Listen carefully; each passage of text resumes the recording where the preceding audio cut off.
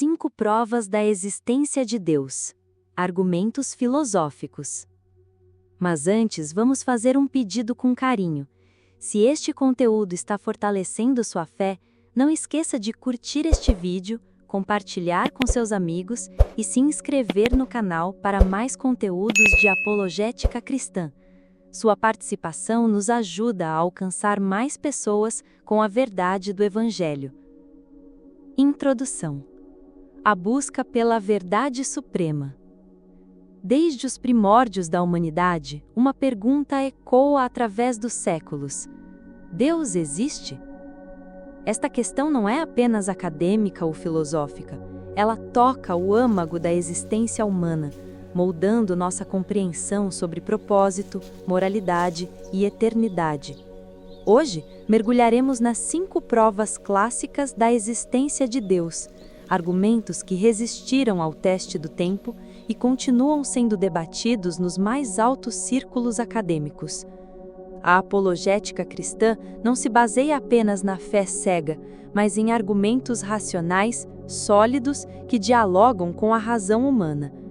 Como nos ensina 1 Pedro 3,15, antes, santificai a Cristo como Senhor em vosso coração, e estais sempre preparados para responder com mansidão e temor a qualquer que vos pedir a razão da esperança que há em vós. 1.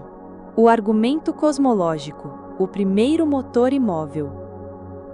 A fundamentação filosófica. O argumento cosmológico, também conhecido como o argumento da primeira causa, foi magistralmente desenvolvido por Tomás de Aquino no século XIII. Este argumento parte de uma observação fundamental. Tudo o que existe no universo está em constante movimento e transformação. Mas aqui surge uma questão crucial. O que iniciou todo este movimento? A lógica é cristalina. Se tudo o que se move é movido por outro, então deve existir um primeiro motor, que ele próprio não foi movido por nada. Caso contrário, teríamos uma regressão infinita, o que é logicamente impossível. Este primeiro motor imóvel é o que chamamos de Deus. Base bíblica. A Escritura Sagrada corrobora este argumento desde suas primeiras palavras. No princípio, criou Deus os céus e a terra. Em Hebreus 11:3, lemos: Pela fé, entendemos que os mundos pela palavra de Deus foram criados, de maneira que aquilo que se vê não foi feito do que se vê. Aplicação científica moderna. Surpreendentemente, a ciência moderna oferece suporte notável a este argumento. A teoria do Big Bang demonstra que o universo teve um início definido, um momento zero, a partir do qual tudo começou a existir. Este fato científico aponta para uma causa transcendente que iniciou toda a realidade física. 2. O argumento teleológico, o design inteligente. A complexidade irredutível. O argumento teleológico, ou argumento do design, observa a extraordinária complexidade e ordem presentes no universo. Desde a precisão das constantes físicas até a intrincada estrutura do DNA, tudo aponta para um design inteligente. Consideremos o olho humano, uma estrutura de complexidade impressionante, com milhões de componentes trabalhando em perfeita harmonia. A probabilidade de tal sistema surgir por acaso é matematicamente desprezível. Como disse o próprio Charles Darwin, supor que o olho possa ter sido formado por seleção natural parece, confesso livremente, absurdo no mais alto grau. Testemunho bíblico. O Salmo 19:1 declara: Os céus declaram a glória de Deus, e o firmamento anuncia a obra de suas mãos. A Bíblia consistentemente apresenta a criação como evidência da sabedoria e poder divinos. Em Romanos 1:20, Paulo afirma: Porque as suas coisas invisíveis, desde a criação do mundo, tanto o seu eterno poder como a sua divindade, se entendem e claramente se veem pelas coisas que estão criadas. O ajuste fino do universo, A física moderna descobriu que o universo está ajustado fino para a existência da vida. Se qualquer uma das constantes fundamentais fosse ligeiramente diferente, a vida seria impossível. A força gravitacional, a força nuclear forte, a massa do próton, todos estes valores estão precisamente calibrados para permitir a existência de átomos, estrelas, planetas e vida. Por que todo este ajuste nos indicaria o acaso? 3. O argumento ontológico, a perfeição absoluta. A lógica da perfeição. O argumento ontológico, desenvolvido por Anselmo de Canterbury, é talvez o mais elegante e abstrato dos argumentos teístas. Ele parte da própria definição de Deus como aquilo maior do que nada pode ser concebido. Se Deus é perfeito em todos os aspectos, então ele deve possuir a perfeição da existência. Um ser que existe apenas na mente seria menos perfeito que um ser que existe tanto na mente quanto na realidade. Portanto, Deus, sendo perfeitamente perfeito, deve necessariamente existir. Fundamento escritural. A Bíblia apresenta Deus como o Ser Supremo, possuidor de todos os atributos perfeitos. Em Êxodo 3,14, Deus revela o seu nome como Eu sou o que eu sou, indicando sua existência necessária e eterna. O Salmo 145,3 proclama: Grande é o Senhor e muito digno de louvor, e a sua grandeza é inescrutável. Refinamentos modernos. Filósofos contemporâneos, como Alvin Plantinga, reformularam o argumento ontológico usando lógica modal, tornando-o ainda mais robusto. A versão moderna demonstra que se é possível que Deus exista, então Deus necessariamente existe, uma conclusão logicamente válida e fascinante. 4. O argumento moral, a fonte da moralidade. Universalidade da lei moral. Em todas as culturas e épocas, encontramos um senso moral fundamental.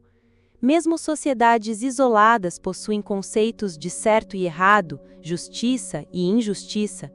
De onde vem esta lei moral universal?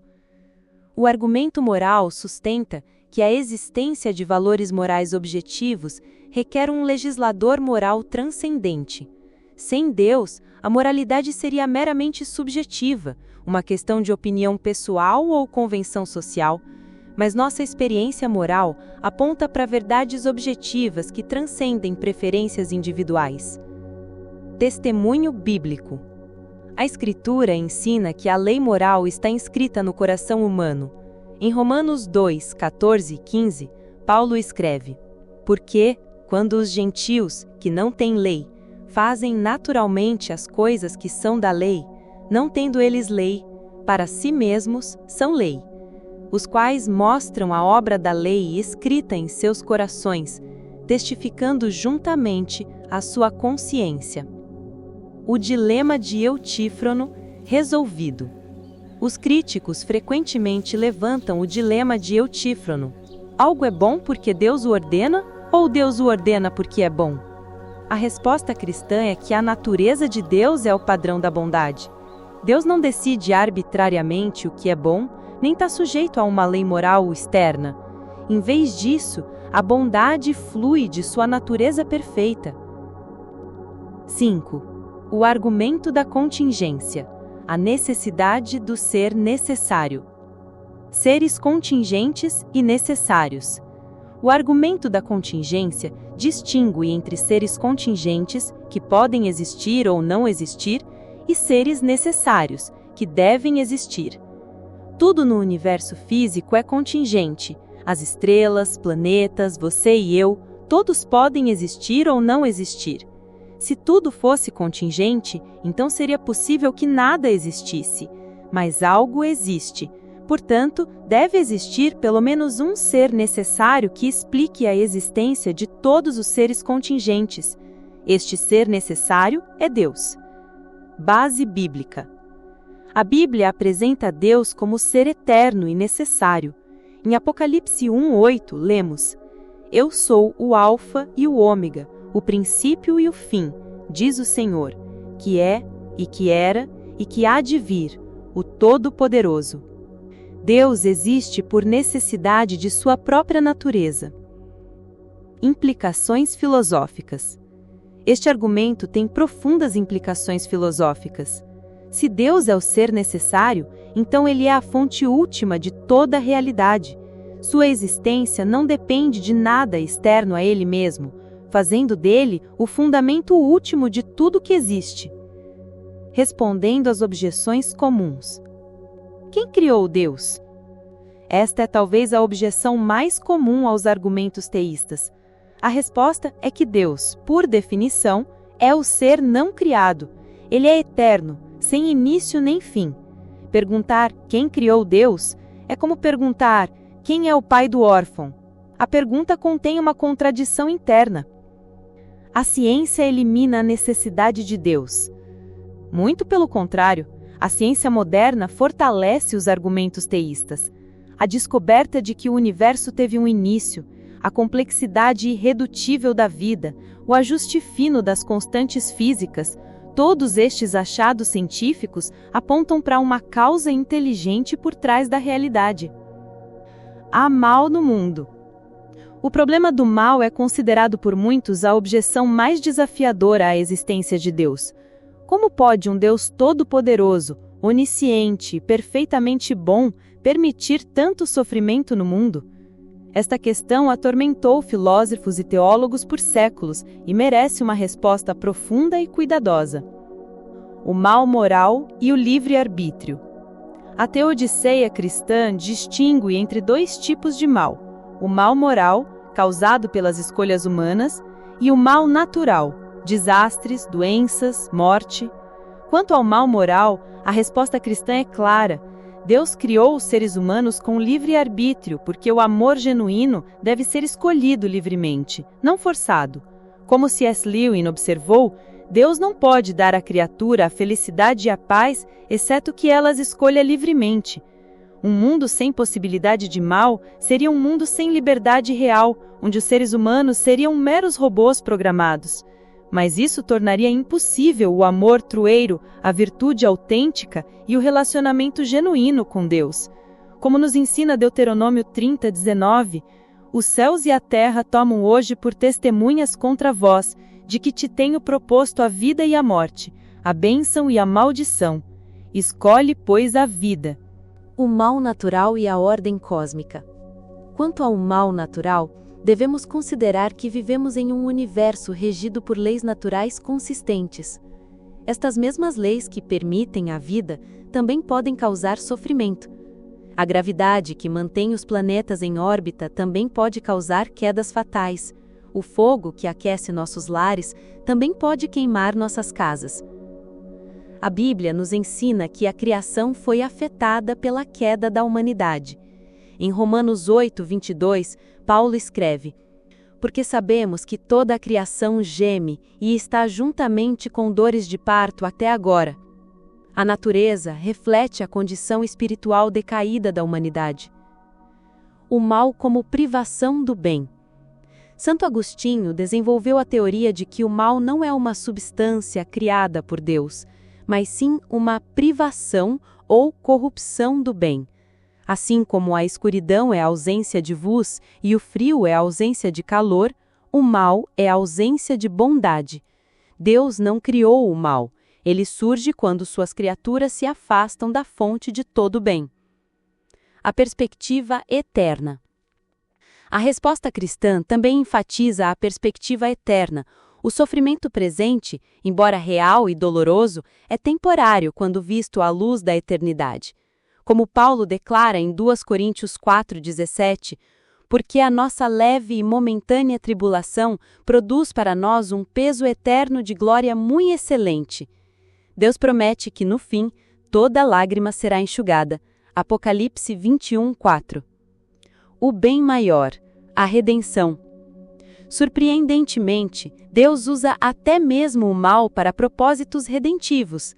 A maior tragédia da história, a crucificação de Jesus, tornou-se o meio da salvação da humanidade.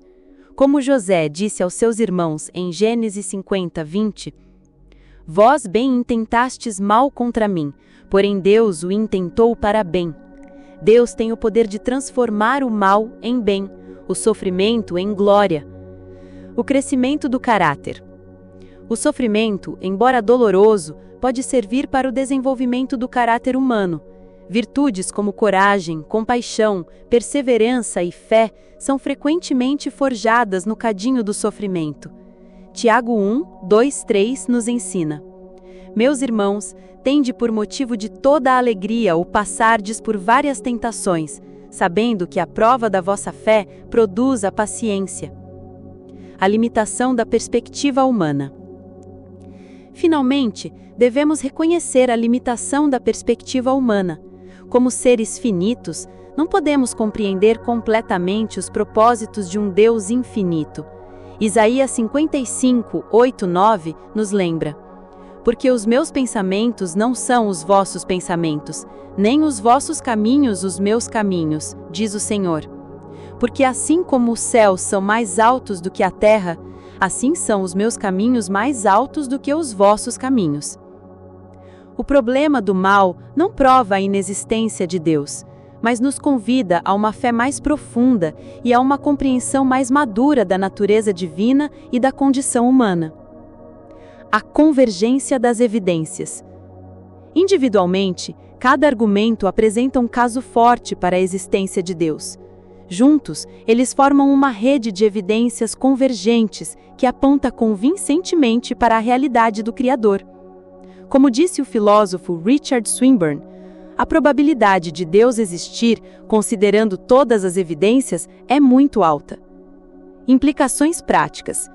Se estes argumentos são válidos, então as implicações para a nossa vida são profundas. A existência de Deus significa que nossa vida tem propósito e significado últimos. Existem valores morais objetivos que devemos seguir. A justiça final será estabelecida. A morte não é o fim da nossa existência. Devemos prestar contas de nossas ações. Conclusão. A razão aponta para Deus.